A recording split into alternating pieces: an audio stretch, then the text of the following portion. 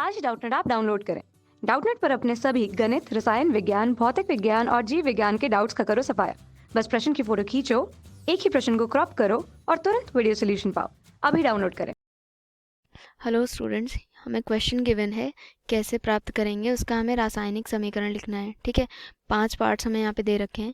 तो पहला पार्ट हमारा क्या है, ब्यूटेनॉल से ब्यूटेनोइक अम्ल हमें प्राप्त करना है।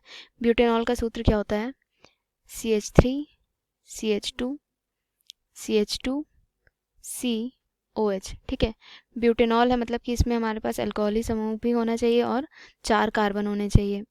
तो इसकी अभिक्रिया हम कराएंगे अल्कोहली डाइक्रोमेट के विलयन से। ठीक है, इसको हम ऐसे भी लिख सकते हैं H+ K2Cr2O7। ठीक है, ये हमारा क्या है, डाइक्रोमेट का विलयन है।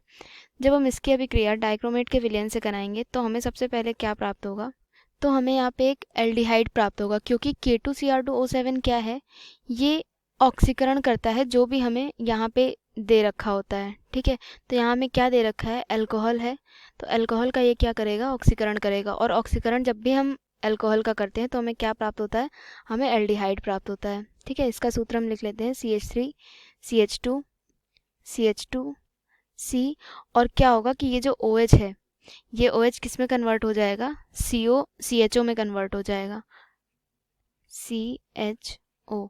ठीक है, तो ये हमारा क्या है, एल्डिहाइड है एक प्रकार का। और जब फिर इसकी अभिक्रिया फिर से हम कराएंगे डाइक्रोमेट के सोल्यूशन से, डाइक्रोमेट का विलयन हमारा है क्या है, H+ K2Cr2O7। इससे हम फिर से कराएंगे तो फिर से इस एल्डिहाइड का ऑक्सीकरण होगा और हमें क्या प्राप्त होगा, यहाँ पे एक अम्ल प्राप्त होगा। और वो कौन सा अम्ल होगा, वो होगा हमारा ब्यूटेनोइक अम्ल, CH3 CH2 CH2। जो हमारा ये CHO समूह है, ये किससे विस्थापित हो जाएगा अब यहाँ पे, COOH। ये हमारा क्या है, ब्यूटेनोइक अम्ल है। ठीक है, इसके हम नाम लिख लेते हैं। तो ठीक है, इसके हमने नाम देख लिए यहाँ पे, क्योंकि जो पहला कार्बन है उस पर ही OH जुड़ा हुआ है, इसलिए हमने यहाँ पे क्या लिखा है, ब्यूटेनॉल 1। और यही हमें क्वेश्चन में भी दे रखा है। ठीक है, दूसरा पार्ट हमारा क्या है, दूसरे पार्ट में हमें दे रखा है एसिटल्डिहाइड से एसिटिक अम्ल हमें प्राप्त करना है, उसका रासायनिक समीकरण देना है। तो एसिटल्डिहाइड का सूत्र क्या होता है, एसिटल्डिहाइड का सूत्र होता है CH3 CHO। ठीक है, उससे हमें क्या प्राप्त करना है, एसिटिक अम्ल, जिसका सूत्र होता है CH3COOH। तो देखते हैं ये अभिक्रिया हम कैसे होगी। तो क्या होता है कि जब भी हम किसी भी एल्डिहाइड से हमें अम्ल प्राप्त करना होता है तो हम क्या करते हैं, उसका ऑक्सीकरण करते हैं। और ऑक्सीकरण करने के लिए हमारे पास क्या क्या ऑक्सीकारक होते हैं, प्रबल ऑक्सीकारक होते हैं हमारे पास कौन कौन से, KMnO4 एक तो होता है, ठीक है, जिसका नाम है पोटेशियम परमैंगनेट। और दूसरा हमारे पास क्या है यहाँ पे, पोटेशियम डाइक्रोमेट, जिसका सूत्र होता है K2Cr2O7। ठीक है, तो हम क्या करेंगे, एल्डिहाइड का ऑक्सीकरण कराएंगे। यहाँ हमें एल्डिहाइड का नाम क्या दे रखा है, एसिटल्डिहाइड, जिसका सूत्र होता है CH3CHO। ठीक है, अभी हम इसका ऑक्सीकरण कराएंगे किसकी उपस्थिति में, KMnO4 या फिर K2Cr2O7 की उपस्थिति में। तो ये दोनों ही कैसे हमारे प्रबल ऑक्सीकारक होते हैं। ठीक है, तो हमने इसकी अभिक्रिया कराई KMnO4 की उपस्थिति में, तो हमें क्या प्राप्त होगा यहाँ पे, एसिटिक अम्ल। एसिटिक अम्ल का सूत्र क्या होता है, CH3C। ये जो हमारे यहाँ पे O है, ये इसका डबल बॉन्ड टूटेगा यहाँ से, और यहाँ पे क्या होगा कि ये H+ अटैक करेगा, जिससे हमें क्या प्राप्त होगा, एसिटिक अम्ल। क्या है इसका नाम, एसिटिक अम्ल। और ये हमारा एसिटल्डिहाइड। ठीक है, तो तीसरा क्वेश्चन देखते हैं हम। तीसरा क्वेश्चन क्या है, थर्ड पार्ट में हमें यहाँ दे रखा है एसिटिक अम्ल से एथिल एसीटेट। तो एसिटिक अम्ल का सूत्र क्या होता है, CH3COOH। और एथिल एसीटेट का सूत्र क्या हो जाएगा हमारे पास, CH3COOC2H5। ठीक है, तो इसकी हम रिएक्शन देख लेते हैं। तो एसिटिक अम्ल से एथिल एसीटेट हमें प्राप्त करना है। तो ये अभिक्रिया, इसमें क्या होता है कि जब भी हम कार्बोक्सिलिक अम्ल को किसी भी अल्कोहल के साथ गर्म करते हैं, सांद्र H2SO4 और HCl की उपस्थिति में, सांद्र H2SO4 लेते हैं हम यहाँ पे, या फिर हम क्या लेते हैं, शुष्क HCl गैस लेते हैं। क्या लेते हैं हम, शुष्क HCl गैस। ठीक है, इसकी उपस्थिति में जब हम गर्म करते हैं तो हमें क्या प्राप्त होता है, हमें एस्टर प्राप्त होता है। और यह अभिक्रिया कैसी अभिक्रिया होती है, उत्क्रमणीय अभिक्रिया होती है। इसे हम क्या बोलते हैं? उत्क्रमणीय अभिक्रिया। क्या बोलेंगे हम इसे? उत्क्रमणीय अभिक्रिया कहते हैं इसे। ठीक है, तो इसकी हम रिएक्शन देखते हैं कि क्या होता है। एसिटिक अम्ल का सूत्र क्या होता है? CH3COOH, CH3COOH। ठीक है, इसकी अभिक्रिया हम किससे कराएंगे? एथिल अल्कोहल से कराएंगे, C2H5, और हम OH यहाँ लिखेंगे इस तरीके से जिससे कि हमें अभिक्रिया समझने में आसानी हो। और उपस्थिति किसकी हम लेंगे यहाँ पे? सांद्र H2SO4 की, सांद्र H2SO4 की उपस्थिति में। तो हमें क्या प्राप्त होगा? यहाँ से क्या हो जाएगा कि ये OH हमारे निकल जाएगा। ठीक है, ये OH और यहाँ से एक H। ठीक है, जब ये निकल जाएगा तो यहाँ पे क्या बन जाएगा? वाटर बन जाएगा यहाँ। और हमें क्या प्राप्त होगा? CH3CO यहाँ से और OC2H5 यहाँ से। तो इसको हम जोड़ करके वैसे का वैसे लिख देंगे, CH3COOC2H5। ठीक है, तो ये हमारा क्या है? ये हमारा एक प्रकार का एस्टर है। ठीक है, एस्टर है। तो इस अभिक्रिया को हम क्या बोलते हैं? इस अभिक्रिया को हम बोलते हैं ईस्टरीकरण की अभिक्रिया। ठीक है, और ये जो हमारा कंपाउंड है, हमारा यौगिक है, इसका नाम क्या है? इसका नाम है एथिल एसीटेट या फिर एथिल एथेनोएट। ठीक है, ठीक है, तो ये हमने इन सब के नाम लिख लिए। और इस अभिक्रिया को ही हम क्या भी बोलते हैं? इसे हम एस्टरीकरण अभिक्रिया भी बोलते हैं। क्या बोलते हैं इसे? एस्टरीकरण अभिक्रिया, क्योंकि हमें यहाँ पे ईस्टर प्राप्त हो रहा है मुख्य उत्पाद के रूप में, इसीलिए हम इसे क्या बोलते हैं? एस्टरीकरण अभिक्रिया। ठीक है, तो अब हम अगला क्वेश्चन देखते हैं। अगला पार्ट हमें क्या दे रखा है यहाँ पे? अगला पार्ट दे रखा है, हमें प्राप्त करना है एसीटोन से तृतीयक ब्यूटिल अल्कोहल। तो एसीटोन का सूत्र क्या होता है? एसीटोन का सूत्र होता है CH3COCH3 तृतीयक ब्यूटिल अल्कोहल। ठीक है, तो अभी हम इसकी अभिक्रिया देखते हैं। CH3COCH3। ठीक है, ये हमारा एसीटोन है। इसकी अभिक्रिया हम किससे कराएंगे? मेथिल मैग्नीशियम आयोडाइड से, जिसे हम ग्रिग्नार्ड रिएजेंट भी बोलते हैं। ठीक है, CH3MgI, और साथ में हम ईथर की उपस्थिति में कराएंगे अभिक्रिया 3OMgI। ये OMgI हमें कैसे प्राप्त हुआ है? ये जो हमारा यहाँ पे डबल बॉन्ड है होगा, ये बीच से यहाँ से टूटेगा। ठीक है, और यहाँ पे इस कार्बन पे एक CH3 आके जुड़ जाएगा और ये MgI जो है इस ऑक्सीजन के साथ आकर के जुड़ जाएगा। ठीक है, तो हमें मिलेगा CH3OMgI, और यही हमारा क्या होगा? ये हमारा एक मध्यवर्ती उत्पाद है।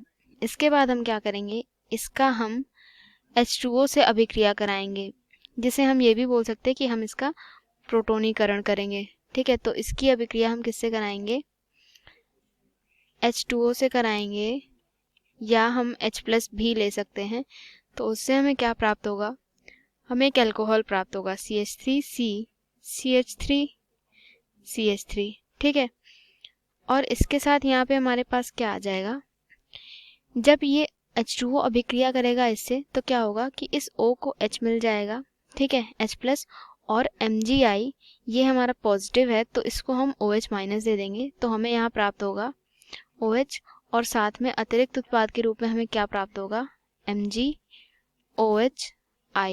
ठीक है, यही हमारा इसका क्या नाम है? टर्शरी ब्यूटिल अल्कोहल, या फिर हम इसे क्या बोल सकते हैं? इसे हम तृतीयक ब्यूटिल अल्कोहल भी बोल सकते हैं। और ये हमारा क्या है? एसीटोन है।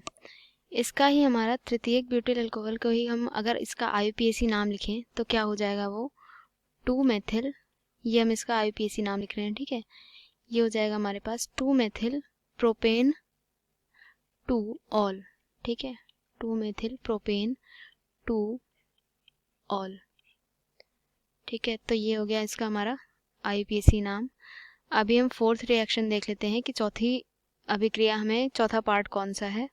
तो अब हमें फिफ्थ पार्ट में रिएक्शन लिखनी है कि 3 नाइट्रोब्रोमोबेंजीन से M नाइट्रोबेंजोइक अम्ल हम कैसे प्राप्त करेंगे।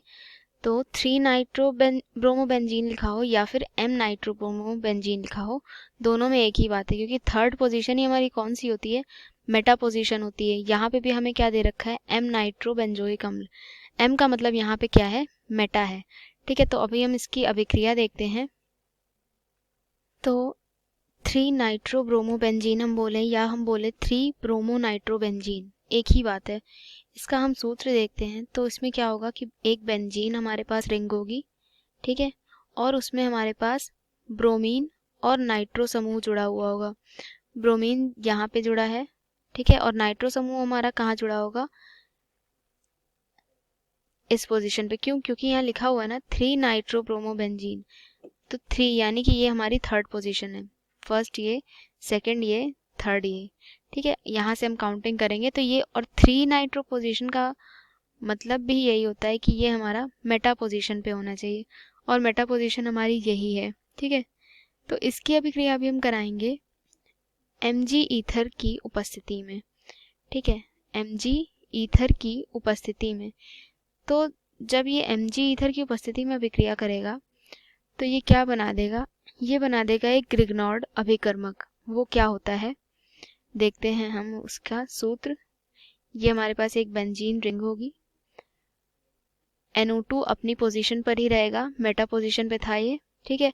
और यहाँ Br के साथ क्या हो जाएगा, Br क्योंकि माइनस का है, ठीक है, और Mg हमारा प्लस चार्ज होता है Mg पे, तो ये क्या करेगा, ये Mg इस ब्रोमीन से अभिक्रिया करेगा और यहाँ जाके जुड़ जाएगा। तो इसका क्या नाम हो जाएगा, यहाँ पे MgBr आ जाएगा। तो ये हमारा हो जाएगा एक ग्रिग्नॉर्ड अभिकर्मक। क्या नाम होगा इसका, ग्रिग्नॉर्ड अभिकर्मक, ठीक है, ग्रिग्नॉर्ड अभिकर्मक। और ये हमारा क्या था, 3 ब्रोमो नाइट्रोबेंजीन, या फिर हम इसे क्या लिख सकते हैं, 3 नाइट्रो ब्रोमोबेंजीन। बात एक ही है, लेकिन अगर हम IPAC के नाम के अकॉर्डिंग देखेंगे तो इसका सही नाम क्या होगा, 3 ब्रोमो नाइट्रोबेंजीन, ठीक है। लेकिन जो हमें यहाँ पेपर में दे रखा है, पहले हम अभी वही लिखते हैं, 3 नाइट्रो ब्रोमो बेंजीन, ठीक है। जब हमें एक ग्रिग्नॉर्ड अभिकर्मक प्राप्त हो गया है, अब हम क्या करेंगे कि इसकी हम कार्बन डाइऑक्साइड की उपस्थिति में अभिक्रिया कराएंगे और H3O+ से अभिक्रिया कराएंगे, यानी कि H+ से अम्लीय माध्यम में हम इसकी अभिक्रिया कराएंगे, ठीक है। CO2 के साथ कराएंगे पहला, और दूसरा हम किसके साथ कराएंगे, H3O+, ठीक, यानी कि कह सकते हैं हम कि H+ का हम इसमें अटैक कराएंगे। जब इसमें H+ का अटैक होगा तो क्या बनेगा इसमें, तो क्या हो जाएगा कि ये जो MgBr है, ये जब इससे अभिक्रिया करेगा तो MgOH Br अलग निकाल देगा, ठीक है, और जो इसके CO2 है वो यहाँ जाके जुड़ेगा, और इसके साथ जो एक और H है वो इससे अभिक्रिया करके क्या बना लेगा, एक अम्ल बनाएगा। किस प्रकार का अम्ल होगा वो देखते हैं हम।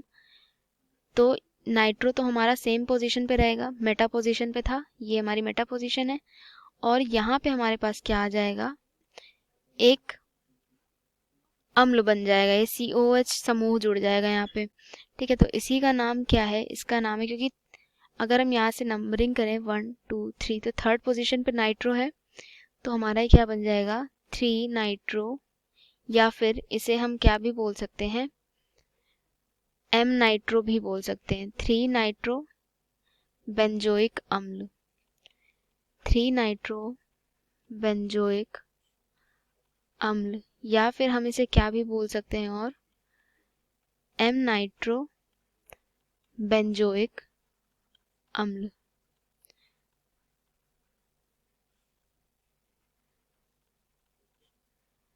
ठीक है, तो इसका ये नाम हो गया, और यही हमें प्राप्त करना था, जैसा कि हमारे पास अभिक्रिया दे रखी थी 3 नाइट्रो ब्रोमोबेंजीन से हमें क्या प्राप्त करना था, M नाइट्रो बेंजोइक अम्ल, ठीक है। तो ये हमारा लास्ट पार्ट था जो कि हमें सॉल्व करना था। So thank you for watching. कक्षा 6वीं से 12वीं से लेकर नीट IIT JEE वो एडवांस के लेवल तक 1 करोड़ से ज़्यादा छात्रों का भरोसा। आज ही डाउनलोड करें डाउटनेट ऐप या व्हाट्सएप करें अपने सारे डाउट्स 8400 400 400 पर।